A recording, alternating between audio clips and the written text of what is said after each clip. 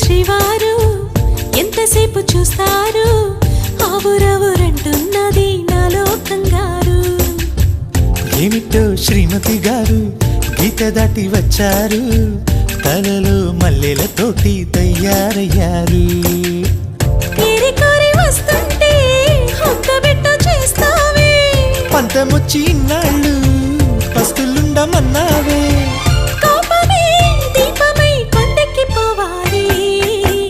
ఏమంటో శ్రీవారు ఎంతసేపు చూస్తారు ఆవురవురంటున్నది నాలో కంగారు.